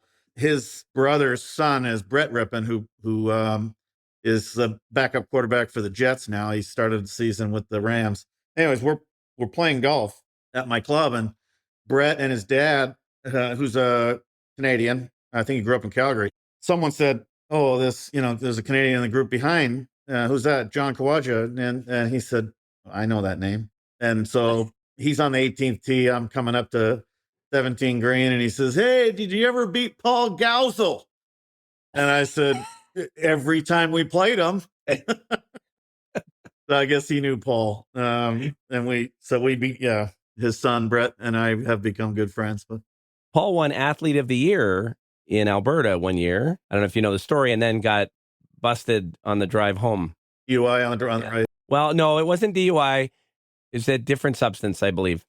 Yeah. And he wasn't doing it while driving, just that the car got pulled over. I think Neil might have even been driving, but the residual is small. Yeah, something happened there. So that made for an interesting news report the next day in the paper. Yeah. Yeah. He's something else. You just made me think of another thing. I had heard that you played with Paul in a left-handed bonspiel. Is that true? That is true. Is that a 4-man team or 2, or how was that? It was 4-man team. You had to be left-handed. It was the World Left-Handers Championship. But what do you mean you had to be left-handed? Because you're not left-handed. I slid right-handed and threw left-handed. Oh, is that what you did? Okay, so you had to throw with a left, but you could slide any way you wanted. I was the first guy to kind of twist the rules a little bit, and we were not out there to win the event by any means. So it was just kind of why don't we try this and have some fun. All right, so you're saying the World Left-Handed Championship is not an Olympic medal sport yet? Not quite yet. Okay, but did you guys win it? No chance. No. Oh, I mean, I can't imagine we won, because we weren't very serious. That's what I'm saying, how these stories evolve. It was like, oh, John did this one time and they won a bonspiel. We might have won. The trophy's not up on the case anywhere right now, is what you're saying. Yeah. No. But Paul thought, hey, maybe we need a fourth. John, do you think you could throw your left hand? Yeah. I don't know how I ended up. I don't know how it was. Somebody probably put us up to it or something, but I remember we had fun. I want to ask you about the 97 Brier, last one you were in. Did you know it was going to be your last one? I didn't. Did you? I didn't. Yeah. I didn't make the decision to pack it in until after the Olympic trials later that year. It was, I remember, because we played in the Saddle Dome, and I don't know if that was the record attendance, but it was at the time. Yeah. Pretty much every night, looking up, and you couldn't even see the people. They were so, I mean, there was 18,000 people in the building every night. So that was fun. I remember throwing rocks late one night after the late draw, trying to match some rocks. And I heard a voice kind of behind me, kind of low pitched voice. And I turned around, it was Lanny McDonald. Lanny had come out. He said, "Hey, do you think you can teach me how to do this?" I stopped matching rocks and gave Lanny a lesson at about 11 o'clock at night. That was fun. How was his delivery? Well, it was the first time he threw a rock, so I'm sure Lanny had if he decided, he probably could have been pretty good at it. But yeah, that was another, that was not our best moment. We didn't play particularly well. I would say of the four of us, relatively speaking, I probably didn't play as sharp as I normally would. We lost in a tiebreaker or something. So No. Actually, you guys lost in the 3-4 game. So they had just started the page. It was probably your first page, I think, because they didn't do that in 95, I don't think. So 3 played 4, and then the loser's out. But the winner... We didn't get very close, but so that was a disappointment. You lost to Jimmy the Kid Grattan. I remember we lost to Brunswick, who, by the way, has still made some recent Briers not too long ago. God bless him. But you remember the atmosphere, like it was a little nuts, and there was a bit of partying going on, and there was like in the night draws were probably a little ruckus. Yeah, I think the Brier patch was. I mean, we didn't really spend much time in Brier patches during Briers, but I remember there was some, the bands that played and the comedians that were there, and I had some friends in the media that were from Toronto that were out doing that for the week. So I remember it was the most big time any of the Briers that I'd played. My first one was in Sudbury in front of 4,000 people, and then the last one I played in, as I said, you couldn't see the top rows. Did you think this might be Eddie's last, or did you guys think at the time he could be like Glenn Howard and keep going till 60? I don't know if he wanted to. He was deaf, and he was he had a tough time seeing, and his knees were starting to hurt him a little bit, which had never happened before. But having said that, that fall we played the Olympic trials, and he was probably the best skip there from a performance perspective. Well, I've seen Mike Harris throw a rock, and I think both him and Ed proved that when you throw the last one, the broom is just optional. It's how you throw it, and do you get it to the right spot? He used to say the broom's just roughly an estimate with Eddie. Yeah. Here's what I would say after, having been gone for, as many years as I have, 26 years, to see some of the same faces over and over and over again, I think this is just an observation from a Southern California guy who used to play. But I think the game is in a little bit of trouble. I mean, I think it's just not being played by as many young kids anymore, obviously, because the same guys win. It's disappointing to think that, Glenn Howard is the best player in Ontario still. He's 61 years old. It's ridiculous. And we've seen that in the women's game. Michelle Englot lost the Scotties final. She's, 50, 51, 52. Like, I'm happy for her. Darcy Robertson also had some success late in life, but where are the young players? That's not what should be happening. We should have younger talent coming out there and beating people, but Canada's not what it was. The gap is so large and the effort is so much to get there that it's just not what it was. Like, Pat Ryan, as an example, said, I could never have the job I had and be a world champion today. You look at the career path you were going down. How could you make the time for it? It's impossible. Yeah. That's ultimately the decision I made 26 years ago. It just was going to be impossible to do. Yeah. I did one of these with Ian Tetley. I think it was Paul that wanted me to ask about how he was cut from teams, that he was cut by fax, by phone. And that was always the joke, like every form of communication. But was he actually cut off the team, or did he actually leave with Ed? Because it seems a little unclear on that one. Yeah, I'm sure we had Neil call him. But it was even written about that maybe he stepped away or chose to leave, or that's not the way you remember it. I'm the wrong guy to ask. Yes. Okay. I try to get the facts where I can, but many people forget them. It's okay. I don't even know Ian remembers entirely. And Penn ended up becoming a really, really solid second. He made a lot of shots, and but Ian's won 3 Briers with 3 different skips. I mean, Ian was also self-reflective. You were a bit at the beginning too, right? Just you almost did a little bit of a Nick Faldo. I don't know if it's quite the same, but saying, if I could go back and experience it, I might do it a little differently, right? You know how Nick's commented on that, right? Played golf with Nick. I had dinner with him last Thursday and played golf with him last Friday. Oh yeah, yeah, yeah. But you've heard him talk to that, right?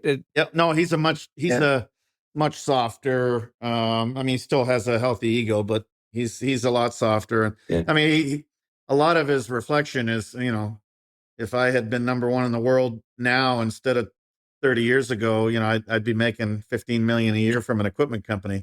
He's still got the do-re-mi in his eyes. So, I mean, he had commented, and do you think it's authentic then that he feels like it's the only way he knew how to be successful was to, be quite introverted and focused and, just laser focused on his game. He does tell an interesting story. I know he's told it to more than me, but we've talked about the round in 1996 when, was started 5 down or 6 down to Norman and ended up beating him by 5 or 6. And he tells a story about standing next to Fanny and watching Greg go through, this waggle on the second tee at Augusta. And he whispered to Fanny, "That's new." So, yeah, I mean, he had this awareness and yet, tunnel vision. He parred the first 5 holes on Friday. And I said to him, this isn't Muirfield, buddy. You're going to have to make a few birdies. But does he have to spot you a couple strokes though, I assume, or he and I mean, he's was number 1 in the world for, for a good period of time and won 6 major championships. But Father Time is undefeated. He's 4 years older than I am. He's just a little shorter than he remembers he is.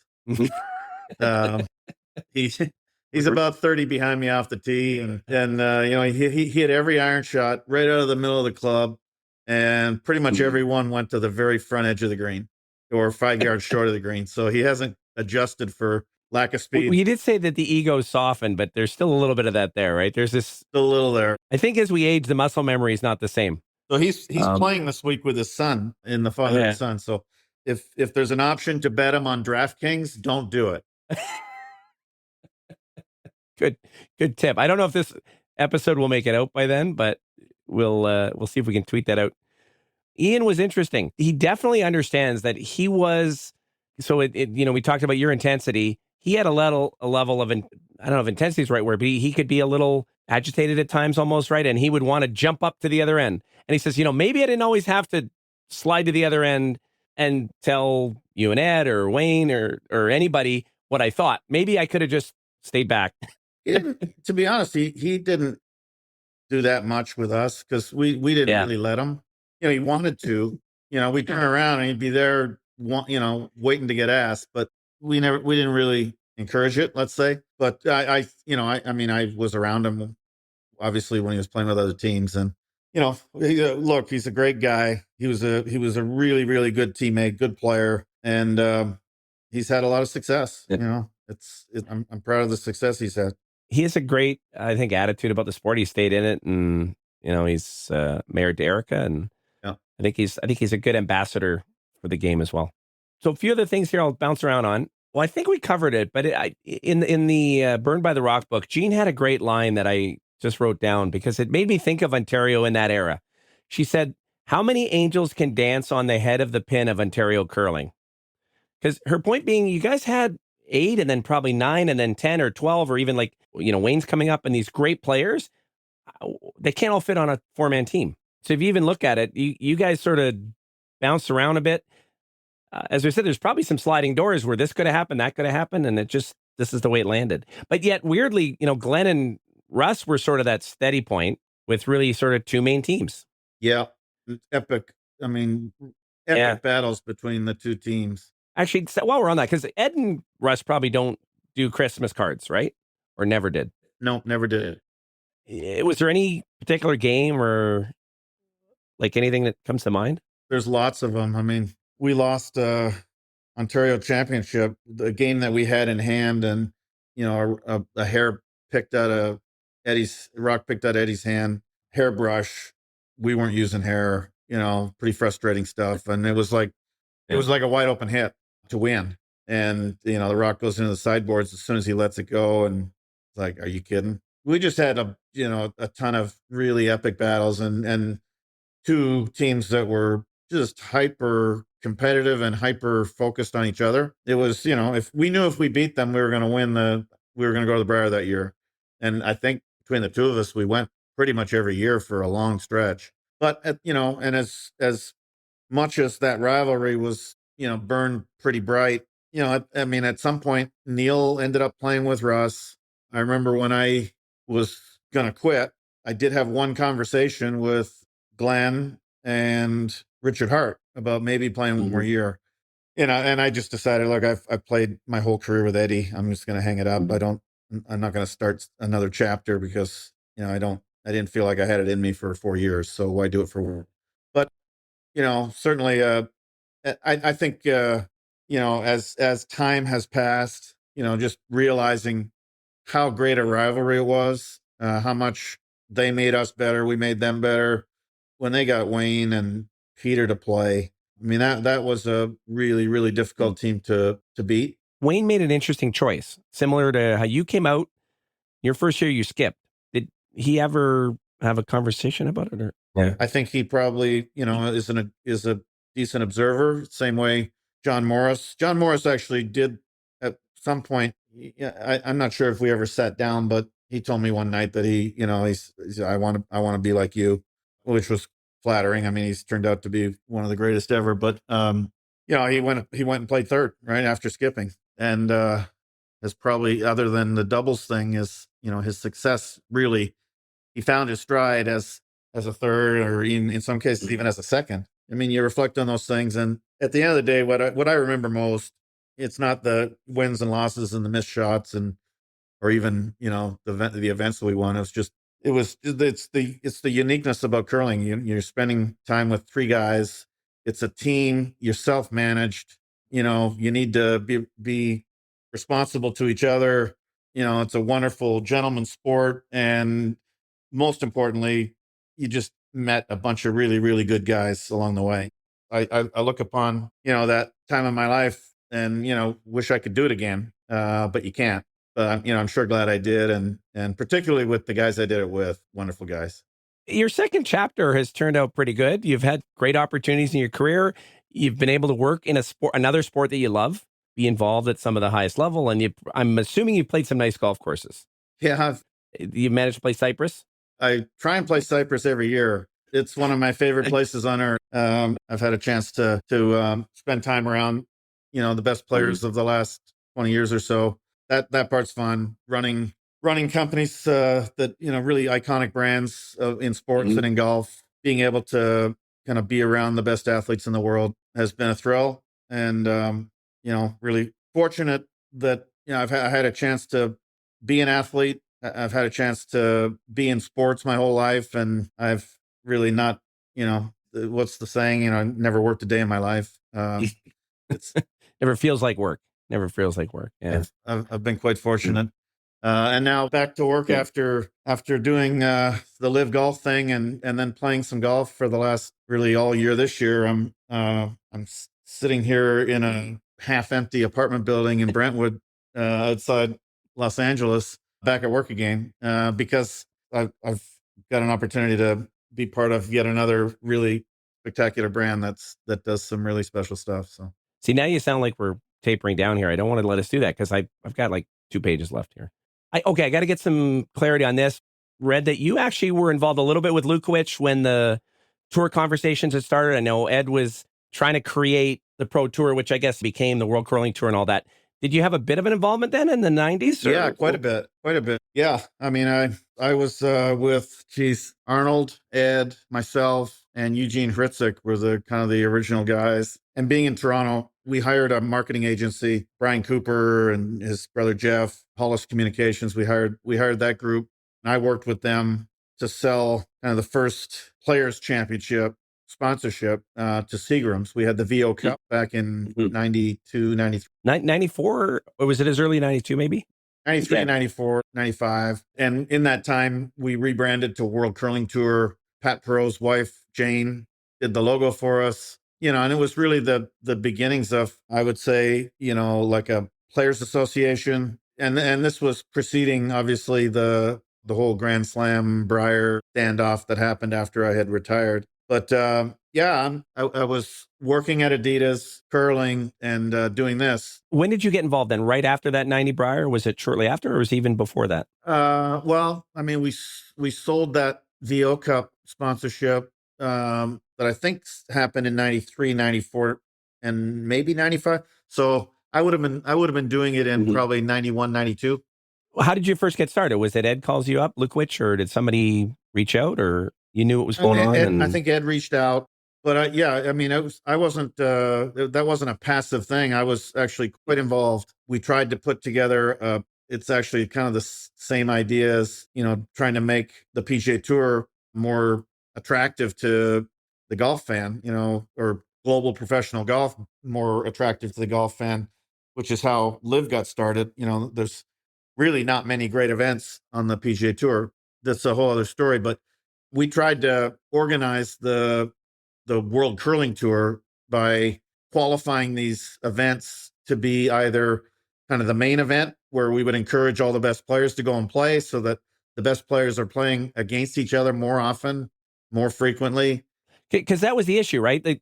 Things would conflict. Oh, I've got zones and I can't do this. And back then, playdowns could take weeks and weekends. And so all of a sudden you might only play.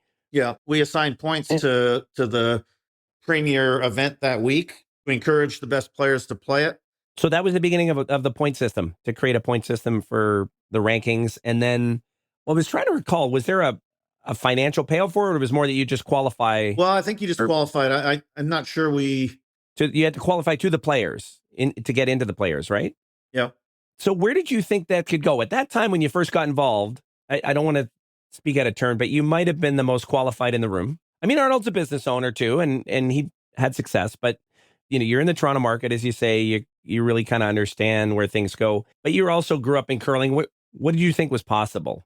Well, as we've talked about earlier, it was a period of time when curling was really trying to professionalize itself. And I think players we weren't maximizing our opportunity, because there was just a whole bunch of events, and you get 5 of them on one weekend, and then you had nowhere else to play the next weekend, or you had to go to some godforsaken place, that take you 2 days to travel to. So just putting some organization around the schedule, and that wasn't easy, because these events were kind of dug into that week, the slot that they felt was theirs. I don't know how many Thanksgivings in a row I had a turkey dinner at the Winnipeg Granite Club, but during the PWA became the right Pacific Classic or whatever. Yeah. Everybody kind of had their weekend, but I think we managed to kind of massage that so that it looked like an organized schedule. And we eventually, whatever that gave a bit of a path to creating the Grand Slam and creating kind of significant milestone events in the calendar for a year where everybody plays, the best players play. Mm-hmm. And now I think there's a kind of an A pool and a B pool that play these things. They have one event now where they run a tier 2. And of course you were at that 97 Brier, and that's actually when the boycott conversations, I think, really started to percolate, because wow, there's a lot of people in this building. We're the content. What are we getting for this? Yeah. And what say do we have in how this is happening? And so I mean that was one of that was probably the most significant impetus to organize the World Curling Tour, was players an opportunity to to play in a significant enough event, to have it televised. We managed to get TSN to broadcast 3 days worth of VO Cup curling. And players could wear whatever they want. They could sell that sponsorship and not have to show up with a Penman's shirt and a goofy brown sweater if we're representing Ontario. And then shortly around this time, a man by the name of Merv Bondarchuk shows up. Now, did you have any interaction with Merv? Yeah, never in the professional sense. I played against Merv a few times. thought that the Anaheim earthquake and the Houston whatever, The Saskatoon Savages. yeah, it was not terribly well thought out. And Because you were still playing, right? What was your team? we weren't involved in that. Oh, you weren't involved in that? Okay. No. But you played at the West Edmonton Mall Spiel, didn't you? I thought you had. Yes, we did. Yeah, we won it. Okay. And then didn't IMG get involved, or what was were you still around at that point? Yeah, I had gone by then. Yeah. Evolved into something. I mean, my sense right now is these slams are kind of nondescript. The same group of teams playing on the same conditions in a different city. Call it the National, the Masters. Like, it's just they make up these names, but there's no context to it. They really haven't embraced any history. Because ultimately, what we see in golf a little bit too, and in curling, fans don't really care about winning money, watching someone win money. That's not important to us. You've won the British Open or the Open, whatever you want to call it. I don't know which side of the fence you're on, but that has huge meaning because it's a meaning to the player because we put some measure on it, right? I think that's the tricky part with Live, which is how do you create context without something that's 80 years old? Like the Brier will always have a context because it's from 1927. Right. It's been around a while. And then so history, creates legacies. I think time will tell. So like you say, you watch it a bit. You're not obsessive like you were. No, that goes without saying. But and there was a stretch of years where I probably never, I went years without seeing any curling and even really hearing about it much. But with streaming and a lot easier to find, doesn't have to be on ESPN down here. I can find it on a feed somewhere. My wife and I and the kids are gone, and Have they ever thrown a rock? Question for you. Did they ever? Oh, my daughter played Little Rocks, like about 5 weeks of it, and my son's never played. So their golf swing's a little more developed than their curling delivery. Yeah, my son grew up a baseball player, but never curling. Like I said, I put a little blast out and see who from Ontario wanted to. Oh, here's one from Wayne. Actually, Wayne just had some comments to say. He goes, he really looked up to you. He does find that decision to walk away at what he sees as the height of your abilities. What was that decision like? I think we covered it. I think we covered that part, right? That, and if you think about it, even Wayne he certainly lost that intensity. If you think about the way you're saying, when I was young, I just lived curling and it was all about winning the Brier and all about this focus. It's hard to maintain that for 25 years. Yeah. I think Wayne had some of that too, right? Wayne had a plan. I'm going to go play with Russ Howard and we're going to do this and we're going to win that. And then I'm going to skip. And he had great success. And then, got it back with Glenn in 2011, 2012. If you didn't have the job opportunity, here's the question.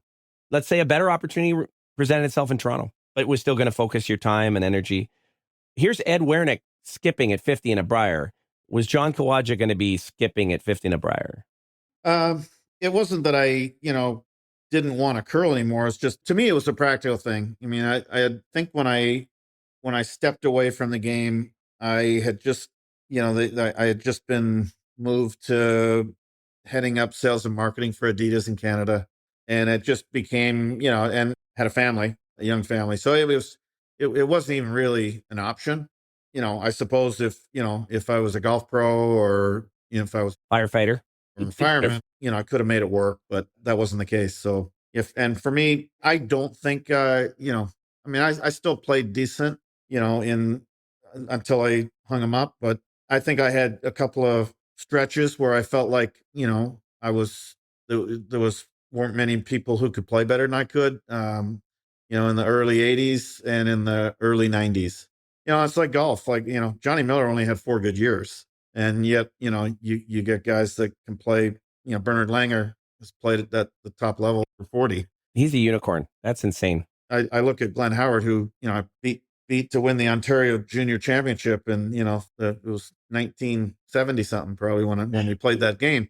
And he's still playing. I mean, it boggles my mind. He's had an entire career, a Hall of Fame career after you left the sport. Oh, yeah. Probably 2. Yeah. No, he's amazing to have kept that level of interest and passion for the sport and to stay healthy enough to play. And I couldn't imagine. Good for him, So did you find moments where you missed it when you first stepped away, or was it almost good to just get that break, I stepped away, didn't play, never, I haven't touched a rock since. Haven't put curling shoes on since January 98, right after the Olympic trials.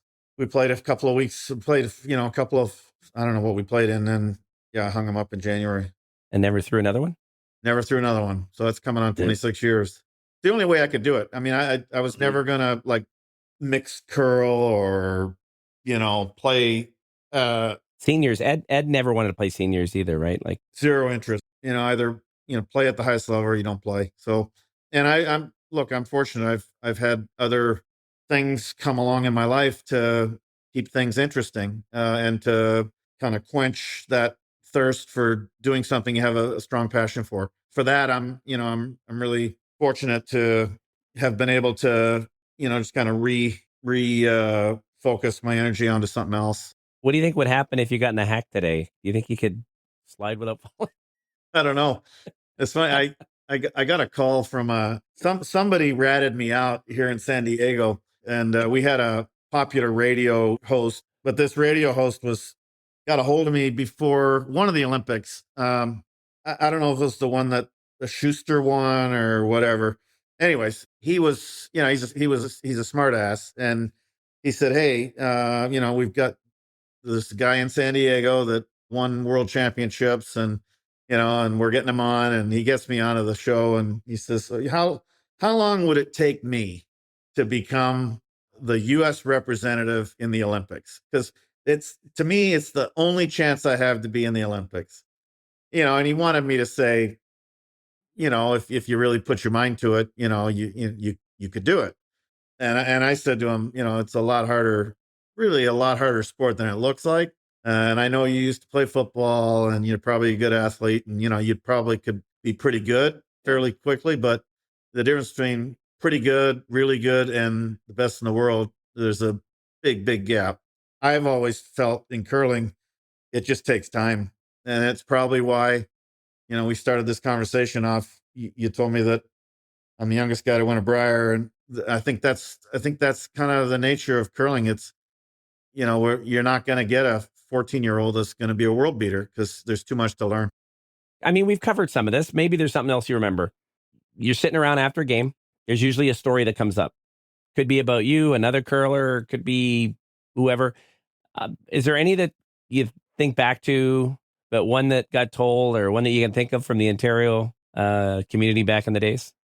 Nothing that stands out. We were social enough, but as we kind of got older or been around a while, we couldn't wait to get off the ice so we could get to the bridge table and play cards. So bridge was the game? We invented a three-handed bridge game. Why was it a three-handed game? Because Pat couldn't play. He didn't know how to play. So if Ray Turnbull was around, we had a fourth. Otherwise, we played three-handed bridge, and we kind of invented this. I shouldn't say invented. It's probably a thing.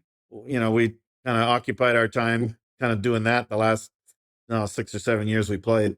I do ask people about Ray. I don't know if you had any interactions with him that are memorable you think about, just if you had any thoughts, because he's not with us.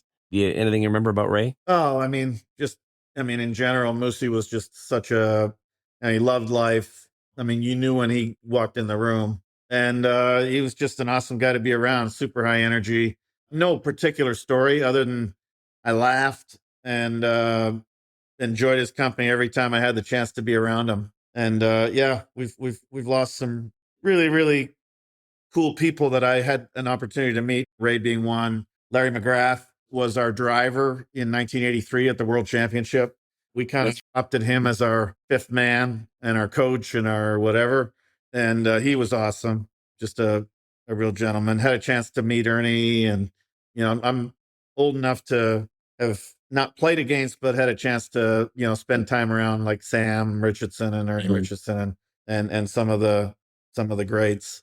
Curling's a little like golf that way, right? Because you can play so long, there's a connection to past generations. It's bizarre. I have a photograph of Glenn at the Brier, and on the sheet beside him is the fifth man for Newfoundland, who's 15. No, he was just younger than Jack Van Helleman. So he was the youngest to ever play in a Brier. Glenn Howard, 60, whatever. This 14-year-old. You think about who they'll have played against and that connection, and they're both on the ice together. Yeah. It's bizarre. I mean, golf's like that, right? You get these generations of players that, like you say, longer that's played against some of the greats that are no longer with us. So just one last thing, because I should mention it. Marilyn sent me a note. And you played against her, I think, in some of the, well, she mentioned that. You played against her in The Sexes. the Battle of the Sexes, right? She talked about the fact that, so did they actually beat you in the one? In Hamilton. In Hamilton, yeah. Yeah, because Savage was drunk. Couldn't stand up. So blame Paul for that one. I did have blamed Paul for years for that one. Thankfully, no one remembers. Everyone remembers the one that the first one was broadcast nationwide, and it was turned out to be a fundraiser for the Heart Foundation, and they broadcast it on a Saturday night. The Saturday before the finals of the World Championship in Toronto, '86. Yeah, that was another bizarre night, bizarre event, to be part of, because it had a life of its own. We had Sean O'Sullivan come out with us, and we had a bartender at Avonlea, a young lady that looked pretty good in a T-shirt. We had her kind of carrying the cape, and so we played the whole chauvinist thing pretty good. Ended up beating her, but I think 10 or 11 to 1. So, but we had fun with it. And she got you back, but she got us back, and no one remembers it. Actually, you just triggered a memory of mine. It's something I forgot to mention. You said that you never had any coaching, but I guess when you were going to those trials in '87, you felt it was more important that maybe you might want to get a coach. So there was a lady by the name of Marina from North Bay. Yeah. Well, we had to have a coach. So. Oh, really? Was that stipulated? You had to have a coach. Okay. Yeah. So we ended up taking this guy that owns all the pharmacies in North Bay. And so, he was our official coach, even though, he wasn't really a competitive curler. But there was one night where we dreamt up this idea of hiring one of the young ladies who was entertaining us in the establishment as our coach. And we actually, which at the time probably felt like a great idea. Well, and in the moment, I'm pretty sure we hired her, and I'm pretty sure she bought a plane ticket. So she was excited about the opportunity. And then some cooler heads later decided maybe not. This isn't such a great idea. I think we all just realized that we couldn't go home, and our respective wives wouldn't have seen the humor that we saw in it. So yeah, and I think the TV coverage would have even added to that. It wouldn't have been great. Wouldn't have been great. I don't know. Anything else we missed? Then get to the editing board, and you can shorten this baby down. Quick 90, maybe 95, probably. Perfect. Well, this was good, John. I really enjoyed it. Yeah. It's always fun to kind of jog your memory and think about good and fun things that happen in your life, even if memories are a bit distant. But I really enjoyed it. Thanks a lot. Yeah, thanks. Thank you, Kevin. My pleasure. I forgot to ask you one thing. You guys used a hammer early, remember? The hammer broom? The hammer brooms, yeah. Yeah. You recall that? Now knowing what we know about brooms, there's a lot of speculation that that broom was pretty effective because of the weight and the way it would abrasiveness on the ice. Did you guys have a sense you had an advantage, or that it? Well, I remember they came to us. The idea was removable faceplates. That was the technology that they thought they were onto, and they had 3 different surfaces. One was literally a shag carpet.